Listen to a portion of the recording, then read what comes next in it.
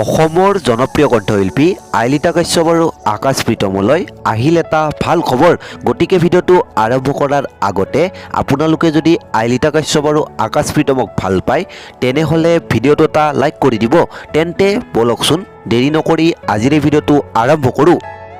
বন্ধুসকল, আপোনালোকে জানে যে জনপ্ৰিয় কণ্ঠশিল্পী আইলিতা কাশ্যপ আৰু আকাশ প্ৰীতমৰ এগৰাকী সন্তান আছে আৰু দুয়ো পিতৃ মাতৃ হ'বলৈ পাইছিল এবছৰ আগত, আৰু সেয়েহে অলপতে তেওঁলোকৰ সন্তানগৰাকীয়ে এবছৰ সম্পূৰ্ণ কৰিলে আৰু যাক দেখি দুয়োগৰাকীয়ে বহুত বেছি উৎফুল্লিত হয় নিজৰ ছ'চিয়েল মিডিয়াত কিছুমান ফটো শ্বেয়াৰ কৰিছে আৰু লগতে আকাশ প্ৰীতমে আপোনালোককো ধন্যবাদ জনাই কয় যে নেভানক জন্মদিনৰ মৰম আশীৰ্বাদ দিয়া প্ৰত্যেকজনলৈ ধন্যবাদ জ্ঞাপন কৰিছোঁ।